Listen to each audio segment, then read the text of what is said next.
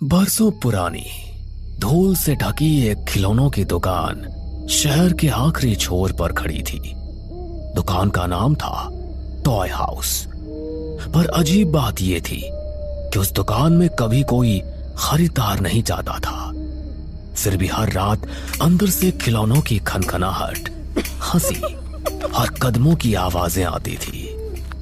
लोग कहते थे उस दुकान का मालिक गोपाल टॉय मेकर कई साल पहले एक रात अचानक अपनी ही खिलौनों की दुकान में मरा हुआ मिला। पर वहां के लोगों का कहना है कि उसकी आत्मा अब भी खिलौने बनाती है और जो उस दुकान में चला जाए वो कभी वापस नहीं आता। आरव अपने माता पिता के साथ उस इलाके में नया नया आया था।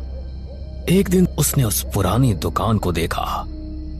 दरवाजा बंद था, लेकिन खिड़की के अंदर रंग बिरंगे खिलौने सजे थे। गुड़िया, रोबोट, लकड़ी की ट्रेन, सब बिल्कुल नए लग रहे थे। आरव ने खिड़की से झांकते हुए कहा, वाह, कितने सुंदर खिलौने हैं।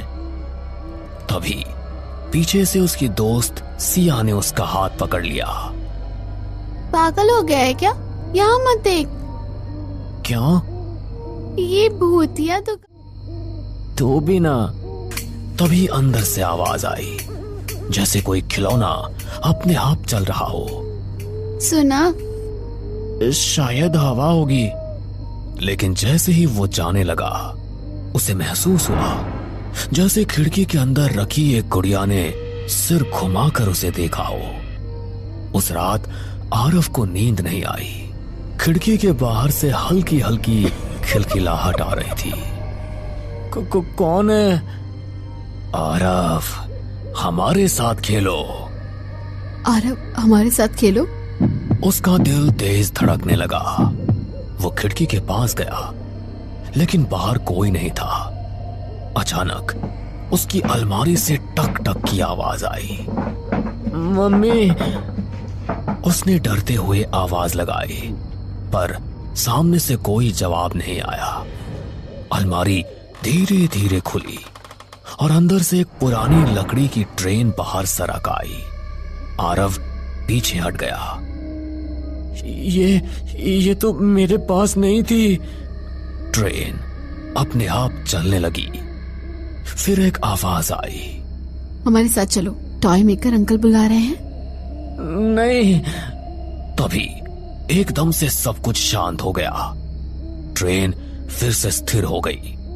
सुबह उसने मम्मी को बताया। तू ज्यादा हॉरर फिल्म देख रहा है आजकल आरव, इसलिए तुझे ये सब सच लग रहा है। पर आरव जानता था कुछ तो गड़बड़ है। अगले दिन आरव फिर उसी दुकान के सामने रुक गया। आज दरवाजा थोड़ा खुला था। अंदर से रोशनी आ रही थी। मत जा प्लीज। बस 1 मिनट देखता हूं। वो धीरे धीरे अंदर गया। दुकान के अंदर अजीब सन्नाटा था, लेकिन खिलौने चमक रहे थे जैसे अभी अभी बनाए गए हों। तभी पीछे से एक भारी आवाज आई। आ गए? तुम कौन? मैं हूं गोपाल टॉय मेकर। आरव के हाथ पैर ठंडे पड़ गए। पर आप तो मर चुके हैं। मरा हूं, पर गया नहीं। गोपाल ने एक टूटी गुड़िया उठाई। उसने सुई धागा निकाला और गुड़िया को सिलने लगा। देखो। जैसे उसने आखिरी टांका लगाया, गुड़िया ने आंखें खोल दी। मम्मा! ये कैसे? मैं खिलौनों को जिंदा करता हूं, आत्माओं से। तभी शेल्फ पर रखे खिलौने हिलने लगे। एक रोबोट बोला, हमें घर जाना है। मुझे मम्मी चाहिए। गोपाल की आंखें और डरावनी हो गई। तुम भी मेरे साथ रहोगे? तुम्हारी आत्मा से मैं एक खास खिलौना बनाऊंगा। आरव दौड़कर दरवाजे की ओर भागा, लेकिन दरवाजा अपने आप बंद हो गया। खिलौने उसे घेरने लगे। लकड़ी की ट्रेन उसके पैरों के पास आकर रुकी। मत डर, हम भी कभी इंसान थे। मैं यहाँ से निकलना चाहता हूँ। तभी एक पुराना टेडी बियर धीरे से बोला, अगर टॉय मेकर का जादू टूट जाए तो हम सब आजाद हो सकते हैं। कैसे? उसकी जान उस बड़े म्यूजिक बॉक्स में है, उसे तोड़ दो। चुप, कोई नहीं बचेगा। वो आरव की ओर बढ़ा। आरव ने हिम्मत जुटाई और म्यूजिक बॉक्स की ओर दौड़ा। खिलौने उसे रोकने की कोशिश कर रहे थे, लेकिन कुछ खिलौने उसकी मदद भी कर रहे थे। जल्दी करो। नहीं। जैसे ही आरव ने म्यूजिक बॉक्स उठाया, वो भारी आवाज में बजने लगा। उसे मत छूना। आरव ने पूरी ताकत से म्यूजिक बॉक्स को जमीन पर दे मारा। म्यूजिक बॉक्स टूट गया। दुकान में भयानक चीख गूंज उठी। गोपाल का शरीर धुएं में बदलने लगा। खिलौने एक एक करके गिरने लगे। उनमें से रोशनी निकली और आत्माएं आजाद हो गई। सुबह जब लोग उस जगह से गुजरे तो वहां सिर्फ एक जली हुई पुरानी दुकान के अवशेष थे। आरव बाहर बेहोश पड़ा था। तू ठीक है ना? हाँ, सब आजाद हो गए। आरव ने दुकान की ओर देखा। अब वहां कुछ भी नहीं था, लेकिन जैसे ही वो मुड़ा, उसे लगा जैसे सड़क के कोने पर एक छोटी सी लकड़ी की गुड़िया रखी हो। उसने उसे उठाया। गुड़िया ने हल्की सी मुस्कान दी और फुसफुसाई, खोलोगे? आरव का चेहरा सफेद पड़ गया। उसने गुड़िया को तुरंत फेंक दिया और भाग गया। उसके बाद आरव ने कसम खा ली थी कि वो कभी उस पुरानी गली के पास भी नहीं जाएगा। 2 हफ्ते बीत चुके थे। शहर में सब कुछ सामान्य लग रहा था, पर सिर्फ ऊपर ऊपर से। एक रात आरव अचानक चीख कर उठ बैठा।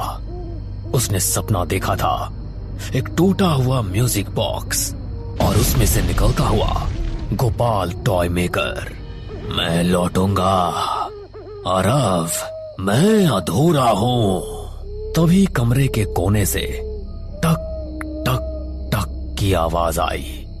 उसने डरते हुए देखा, वही लकड़ी की गुड़िया जिसे उसने सड़क पर फेंक दिया था, अब उसके कमरे में रखी थी। गुड़िया ने धीरे धीरे सिर घुमाया। हमारे मास्टर वापस आ रहे हैं। अगले दिन सिया दौड़ती हुई आई। आरव, तूने सुना? क्या? वही पुरानी जगह पर एक नई खिलौनों की दुकान खुल गई है। क्या नाम है? Gopal toy maker. दोनों एक दूसरे को देखने लगे, लेकिन जब वे गली में पहुंचे तो सच उनके सामने था। एक चमचमाती नई दुकान, लेकिन बोर्ड पुराना था। गोपाल टॉय मेकर, आत्माओं से बने खिलौने। दरवाजा अपने आप खुल गया। अंदर से आवाज आई, आओ मेरे पुराने दोस्त। दुकान पहले से भी बड़ी लग रही थी। दीवारों पर सैकड़ों खिलौने लटके थे, लेकिन अब वे सिर्फ हिल नहीं रहे थे, वे सांस ले रहे थे। तभी अंधेरे से गोपाल बाहर आया, लेकिन इस बार उसका चेहरा आधा जला हुआ था और शरीर लकड़ी का था। मैं वापस आ गया, उसने भारी आवाज में कहा। तुम तो मर चुके थे। मेरा म्यूजिक बॉक्स टूटा, पर मेरी आत्मा इन खिलौनों में बढ़ गई। अब मैं और शक्तिशाली हूं। हमें जाने दो। इस बार तुम दोनों मेरी सबसे खास रचना बनोगे। अचानक दुकान की लाइट बंद हो गई। चारों ओर अंधेरा। फिर एक एक करके खिलौनों की आंखें जलने लगी। फर्श से हाथ निकल आए, लकड़ी के हाथ जो पैरों को बड़ा जोकर खिलौना सामने आ गया। उसका मुंह कान तक फटा हुआ था। खेलो, हमारे साथ खेलो। आरव ने पास पड़ी कैंची उठाकर उस पर फेंकी। जोकर धुएं में बदल गया। तुम बच नहीं सकते। दुकान के पीछे एक पुराना कमरा था। वहां एक बड़ा कांच का डिब्बा रखा था जिसमें काले धुएं जैसा कुछ घूम रहा था। एक टॉय सोल्जर ने कहा, यही उसकी असली आत्मा है। इस बार इसे पूरी तरह नष्ट करना होगा। कैसे? उसके पुराने औजार आग और लोहे से, तभी उसका अंत होगा। अचानक से वहां गोपाल आ गया। तुम मेरे रहस्य तक पहुंच गए। उसने हाथ उठाया और सारे खिलौने उन पर टूट पड़े। आरव ने पास पड़ी लोहे की छड़ उठाई। सिया ने एक लालटेन जलाई। आरव चलो, अब हम दोनों मिलकर इस भूतिया टॉय मेकर का किस्सा हमेशा के लिए खत्म कर देते हैं। दोनों ने मिलकर कांच के डिब्बे पर वार किया। डिब्बा टूट गया। काला धुआं बाहर निकला और गोपाल के शरीर में समाने लगा। आरव ने छड़ आग में गर्म की और गोपाल की ओर बढ़ा। आरव ने गोपाल पर वार किया। गोपाल का शरीर टूटकर राख बन गया। खिलौने एक एक करके गिरने लगे। आत्माएं आसमान में उड़ने लगी। सुबह वहां पुलिस आई। लोगों ने कहा शॉर्ट सर्किट से आग लगी। आरव और सिया चुप थे।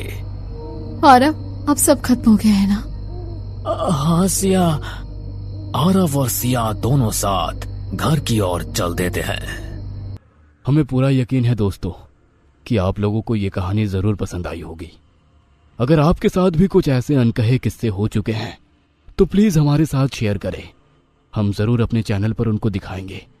हमारी ईमेल आईडी नीचे डिस्क्रिप्शन बॉक्स में दी गई है, तो प्लीज हमारे वीडियो और चैनल को शेयर एंड सब्सक्राइब करें और बने रहे हमारे साथ ऐसे ही अनकहे किस्से और कहानियां सुनने के लिए।